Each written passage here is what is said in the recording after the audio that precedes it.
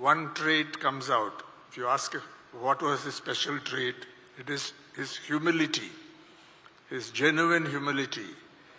And of course, that is always accompanied by respect for everyone, regardless of their station in life.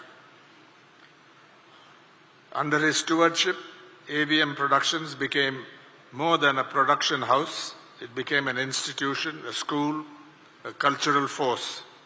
And through decades of dedicated work, he ensured that the values, discipline, and creative spirit that defined AVM were preserved, strengthened, and renewed for each new generation. He saw change coming and responded to it with the same discipline, dignity, and acceptance. Mr. Saravannan did not treat the legacy he was born into as inheritance, but as a responsibility. He learned the craft of filmmaking from the ground up, from the production floor, absorbing every aspect of production. I've seen people in the newspaper world do it, and that pays off over the long term, rather than come in at a different level, from script selection and casting to editing, music, and of course the economics of filmmaking. His approach was never loud or flamboyant.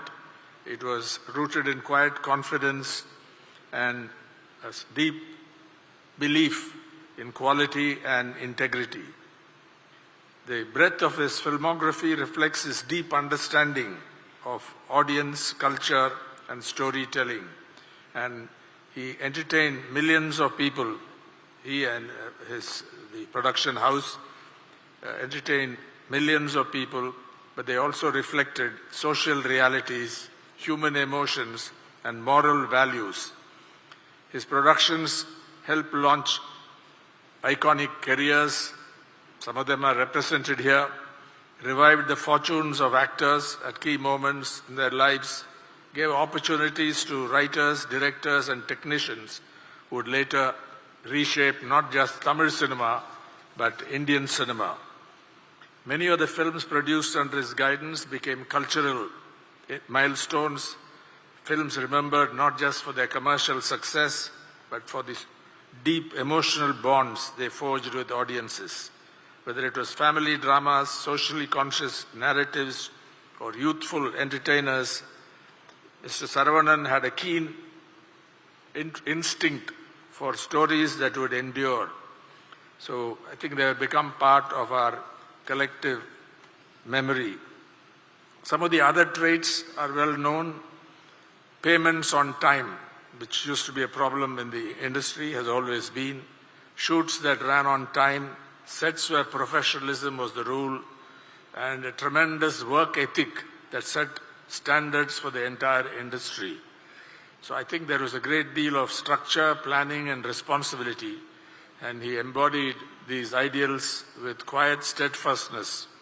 He believed that filmmaking was not just a business, but a moral and cultural undertaking, and he carried that belief, that deep belief, into every decision he and his team made. His contributions, of course, extended beyond cinema halls and studios. He was a pillar of Chennai's cultural and social landscape, and under his leadership, the studios supported education, creative pursuits, and social initiatives, also philanthropy. He belonged to a generation of producers who saw themselves as custodians of cultural heritage rather than mere entrepreneurs. His commitment to community, to ethics, and to the dignity of labor earned him admiration far beyond the film world. Of course, the world changed, technology, storytelling styles, audience taste evolved, and he was an interviewer's delight. I know that from interviews published in the Hindu over the years with Mr. Saravanan. Every detail, every moment in his illustrious career could be captured even when he was quite aged. The other trait that we heard of was he was very good in resolving disputes. Whenever unions made demands or the situation looked challenging, I believe Mr. Saravanan would be fielded. So, had he been here today, I think you would have been very happy with our Chief Minister's announcement yesterday, an extraordinarily important announcement which ended decades of uncertainty, the assured pension scheme for state government staff, which has been widely welcomed. Mr. Saravanan, I'm sure, would have welcomed it and felt extremely happy about it. He was also a devoted family man, and the AVM family is not just biological but generational, symbolizing continuity in art, culture, and industry. So we remember a life lived with purpose, dignity, and quiet strength. Nothing was lacking in that house, in that life.